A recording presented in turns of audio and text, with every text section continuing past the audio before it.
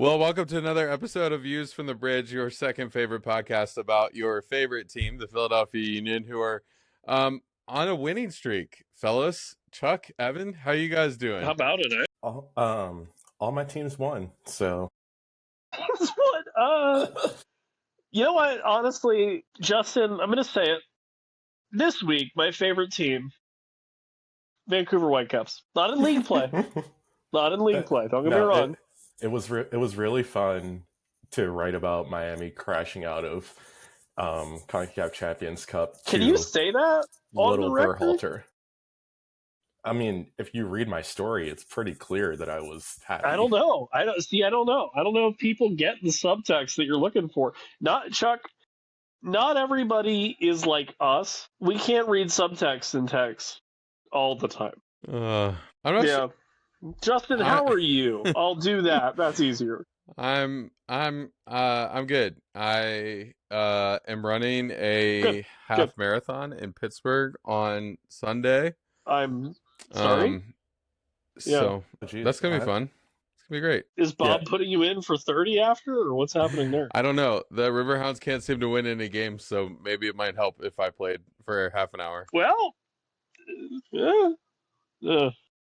I'm training for a half marathon, but I'm not doing that until November. Are you running?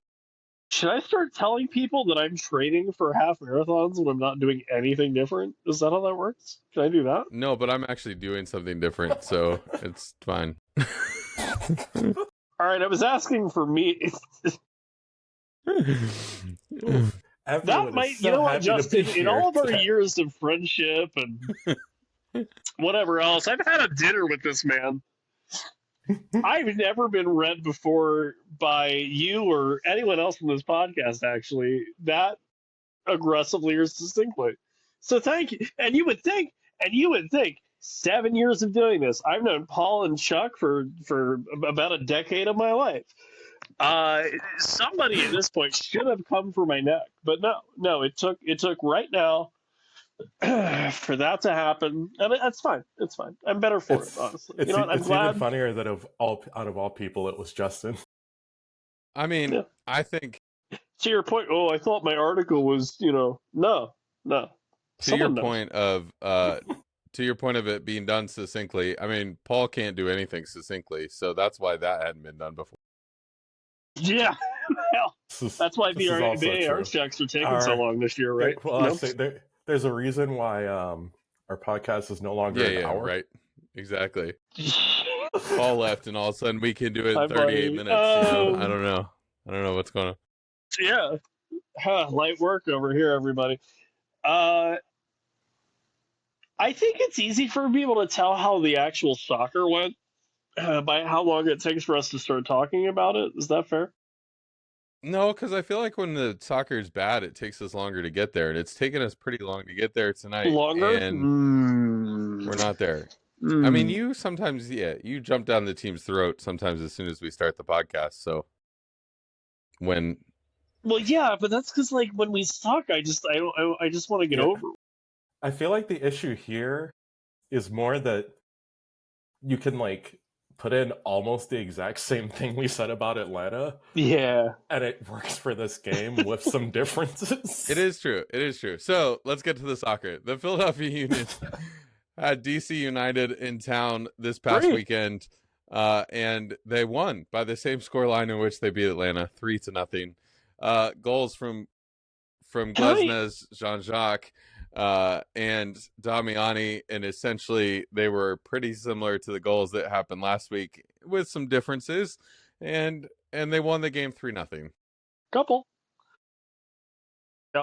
Can you really say that you've played DC United if you didn't play Christian Benteke or your man Poggers? Yeah, because they don't really have any, like, if Greg Berhalter did Troy Lesesne a favor this week and lost by like 95 goals in 10 minutes. I was like, I don't think either of those guys are long for this world, but I don't know what Kevin De Bruyne is doing. We need to save him. Do we? Anyway. Someone needs to save him. The Saudis need to come in. offer him $300 million a week, and prevent him from going to Chicago. The league does need to show that stars go other places than LA and Miami. Chicago, Illinois, I don't know. Bastian Schweinsteiger played there. He was going to win the World Cup. Yeah, and that reporter, I hope, got shot into the sun, not the newspaper. No, it's always so funny when something big enough happens in the soccer world. Yeah. It's going to be fascinating with these next couple of summers that the non-soccer reporters are forced to cover soccer. Oh, I can't wait. God, if people think the Inquirer is bad now, sorry, John. No one thinks the Inquirer is soccer is bad. Yeah. Anyway, we all had Frankie Westfield crossing a ball for Jakob Klesnes to hit first time, so yeah, casual. That spawned a very rare in-game text to the group chat. Yeah. Klesnes actually looked like a striker on that play. Like, getting your foot around that. He's been playing more like one the whole year, so I'm not surprised. Yeah, I mean, even in this game, he didn't do much defending. Well, when you score 15 minutes in, you don't have to do...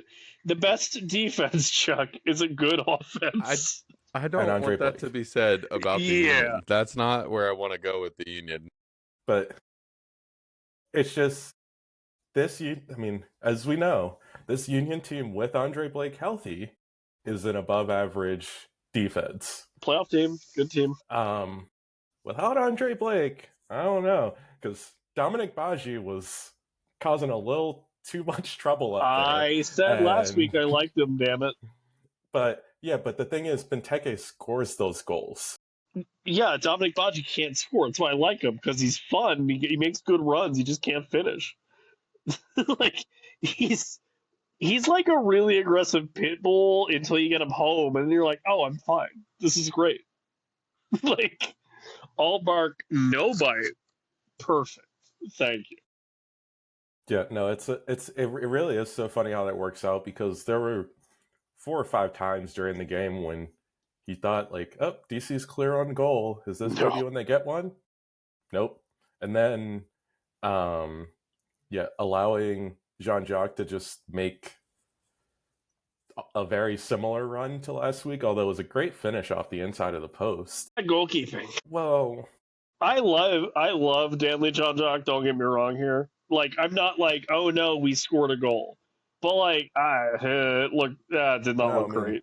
The oh no, we scored a goal is how did they allow Bruno Damiani to just put them through the mixer, to turn them into a Tide commercial? Because like if he goes down, it's a penalty.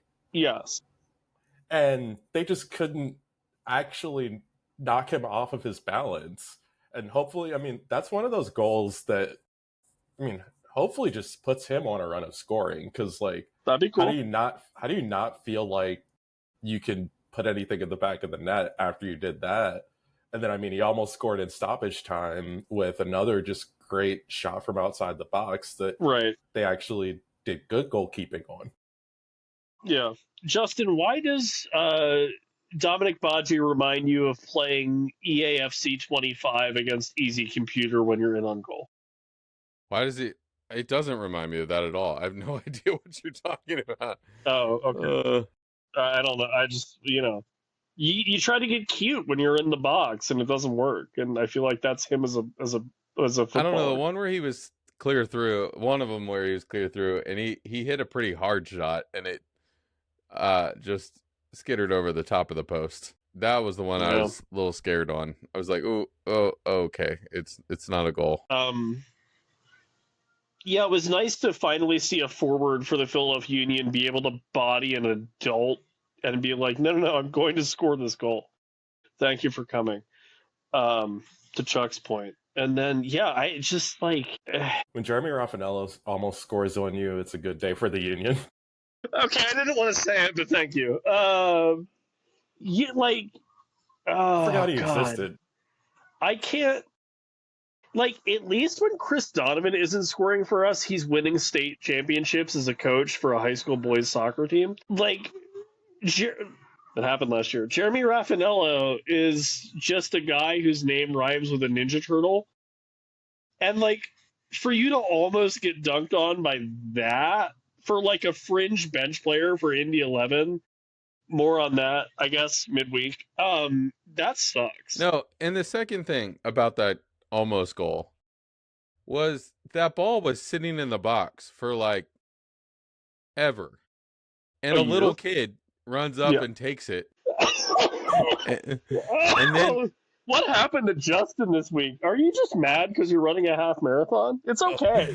No. I mean, but this you did this to yourself. I don't know what to tell you. But there's like no better way to describe the Union bench as children. Yeah. No, but like literally the ball's just sitting there, and Kevin Solomon just runs through like 4 people, literally, and takes the ball and drops it to Raffinello, who almost scores the goal. And I mean, in a lot of ways, I mean, Peralta there was like, there was 2 good saves there on that run of play. But yes, the fact that you let Raffinello get a pretty much open shot from outside the box where he can put some bend on it and almost score, it's a little ridiculous. Do you think Kevin and KDB high five like in an airport or like on a how does that work? When do they you're going over there, I'm gonna go over here. I still can't believe the Chicago Fire have, like, they're gonna back up a truck to his house, right? The question is actually, when does KDB's contract officially expire? Is it before or after the Club World Cup? Because he might be training with Calvin. Oh shit! When's the Club World Cup start? It's June. Is it after the Premier League's over? Yeah, and it's always one of those weird things where, like, I think technically his contract is up like June 1st. Yeah, but like some players have just like played in the Club World Cup without contracts, which is also a problem because if you get injured. Sources nobody except for me reading it like a month ago. I think FIFA tried to like tell everybody to like sort that out, and all the clubs went no. Yep. So yeah, we still don't actually know the answer to that, and even I've been like on a bunch of calls with FIFA. Name drop. Well, I mean, also shout out Chicago Fire. Tom's guy Jamie now works for FIFA. Gotcha. Oh, so is Kevin De Bruyne trying to land a FIFA job? Is Chicago Fire the stepping stone to FIFA? Hold on. It'll be easier if he goes to. It'll be easier if he goes to Saudi for that. But when did we become a Manchester City Chicago Fire podcast? Like, what are we doing here?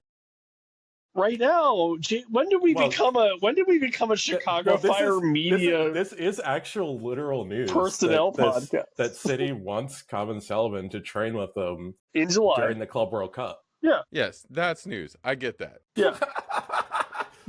I agree with Justin.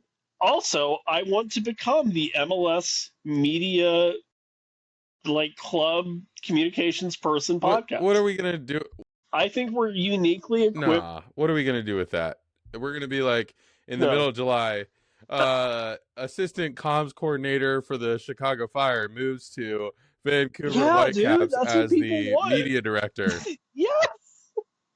Yes, the USL Championship to MLS media communications pipeline is so strong. And we're the only 3 people that know that. I'm out. It's fine. Did you know that the Union had 12 shots in this game against DC United, 11 of them were on target? That's absurd. So we should have scored like 5. I hate that. I mean, I don't hate that. I see 6 on target. I have 6 on target, 5 blocked. So wait, only one of the shots was off target. That's dubious. That feels dubious.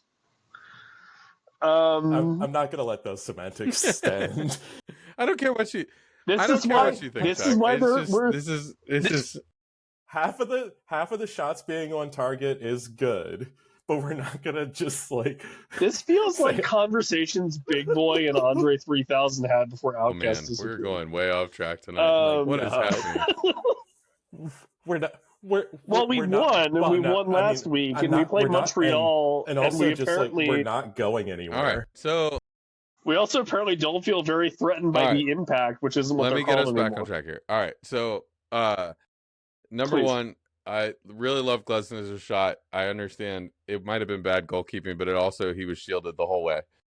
I think your point about Jean-Jacques' shot being a little bit dubious also, but he also was shielded the whole way, and that could have deflected off of anybody in the traffic that he shot it through and ended up anywhere. And then Damiani, yes, great physical play. Now, the Union have our first 3-game week of the year this upcoming week. We go to the Stade Saputo on Saturday to play Montreal, and then we're back at Subaru Park to play the Indy 11, and then Daniel Gazdag is back with us on the opposing team for Columbus. How many I realize the Open Cup game doesn't actually count toward our point total, but how many points do we need this week to be counted as a good week? I mean, three on Montreal. Well, Wait, no. Can you ask that? Ask it again, but better. Okay, so no. I mean, it's an easy question because I know, but you do. I mean, you do in theory need to beat Montreal, but also, no, I don't care that much. You just need to beat Indy 11. Yeah. Okay, actually, no, wait. Here, Justin, I got you. I don't care what happens either side of the Indy 11 game, but if Indy 11 beat us, I'm going to lose my mind. No, that team hasn't been good since the NASL existed, and even then, they were like second fiddle to Miami. You are a longtime USL observer. Sure am, baby. Indy 11. Yep, the Indy 11 have had a lot of good 3-quarter seasons. They have had a lot of great. Yeah, I'm sorry, but we're still in the first 3 quarters of the season. And you know who's in their head right now? Indy 11 standout Jeremy Raffanella. There you go.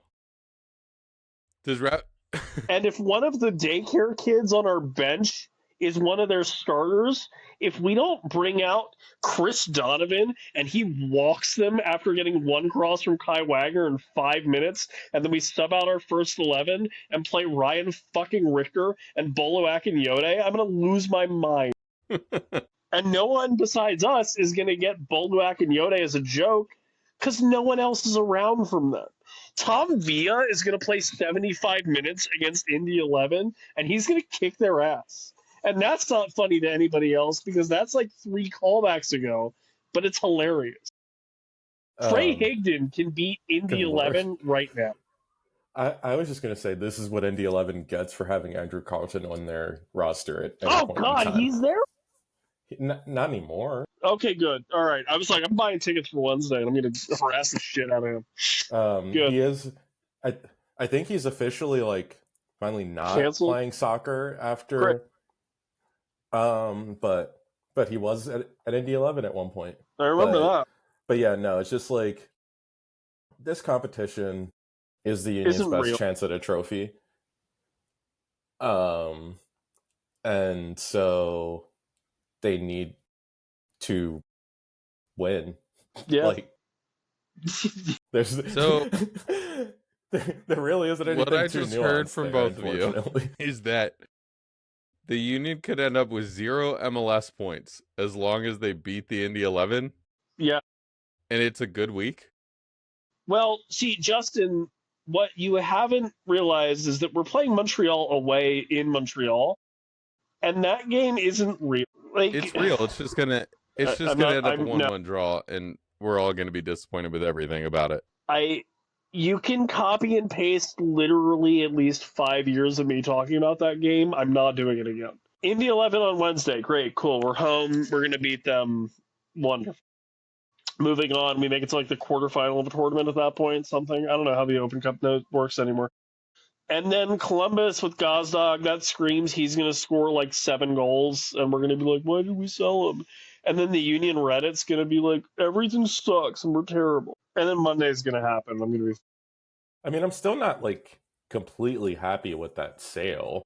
Sure. It's just a lot easier to put it behind you when you're playing Atlanta and DC. That game is going to potentially bring a reality check, but, like, again, as long as the Union are advancing in Open Cup and, like, Columbus can't knock them out of playoff contention in one game, it doesn't really matter. Just don't get embarrassed. We can win the Open Cup and have the pleasure of living like Tigres in the semifinal of the Champions League again, or whatever that is. This is a very depressing podcast for some random Liga MX. Very depressing for having just won 2 games in a row. You asked a question. All right. So, I mean, here's what I think. I think no one said that we don't want the Union to win these games. Listen, Justin, I would love 9 points, but you asked me how many to be successful, and I'm saying quarterfinal. All right, that's fine. I think we need an MLS win and an Indy win. And here's why. I think Montreal's not a good team. They haven't won a game yet. Other than their Canadian Championship game, which if the U.S. Open Cup's not real, then the Canadian Championship is also not real. So that's so much less real, though. So they haven't won a game yet. So I feel like we need to beat them, but I feel like that's also like NYCFC wasn't in good form either, and we went there and lost. So I feel like it's going to be realistic that we go to Montreal and lose. So then it feels like we need to beat Columbus at home too. And they're actually good. Yeah. And to put on the top of that, we also have a Wednesday game the following week. So, it's like, all right, we got 4 games in quick succession. So there's going to need to be some rotation in these games. We're going to need to see some different players. Can't start the same 11, 4 games in a row. Oh, you're going to see people you've never heard of against. And I mean, the good thing is also that next Wednesday game is at home against another bad team, which is funny because it's the LA Galaxy. Oh yeah. Yes, and then we go to Atlanta and hopefully embarrass them again, but we'll see. Yeah, Chuck, could the LA Galaxy game next Wednesday be David Wagner's first game as head coach of the LA Galaxy? Is he really being linked to them?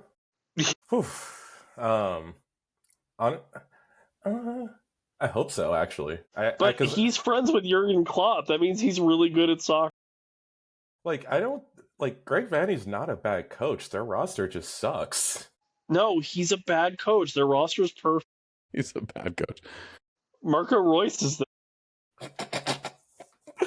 They can't be bad. Look at that name. The streets remember people on their team. They can't be bad. Demba Ba is going to show up there next week. They're good. Chuck, stop it. That would actually be amazing if somehow, Demba Ba's leading the line for the LA Galaxy. They're a TSC team. Greg Vanney's fine. Oh, man. Savannah Bananas. What? But no, I mean, I really do. Getting back to the actual soccer at hand, I obviously do want to beat Montreal. I would love. But physically going to Montreal to play on carpet just becomes hell. That's why Messi doesn't do. And I wouldn't blame the Union for not playing like Kai Wagner in that game. Wait, do you rotate for Montreal and then play your 11 against Indy? That would be actually really funny, but I love it. I mean, I mean, it makes sense to sit some players in Montreal. I mean, honestly, it's time for Jean-Jacques to get a rest. Yeah. And then I mean, I don't know about that. I don't know about all that. You don't have to play him against Indy again. You can sit him until Columbus. But if you do, you actually beat Indy. No. If the double pivot. He doesn't have to play 45. If the double pivot against Indy is not Jesus Bueno and Ale Bedoya, Oh no! Don't don't take him out of the retirement home for that. If that's he just turned 45 today. If that's the pivot, that would actually be concerning. No, it's Indy. It's Indy. Justin, he can't do the thing that describes the tact. He can't physically pivot anymore. Stop. If he tries to double pivot, he dies. Because I mean, it makes sense. It makes sense, like in Montreal, to just like play Lukic and Bedoya. Yeah. No, I don't like that at all. I don't like that at all. If you don't have to like it, but if it gets results, that's no, but that's fine. All right. I'm just saying you use like all of your MLS Next call ups for Indy. I mean, you do for sure, but I mean, Neil Pierre should be on your back line against Indy, but he should. He should.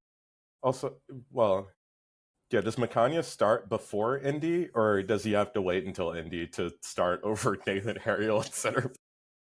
Oh, Nathan Harriel will get flashbacks, so you have to start Macania.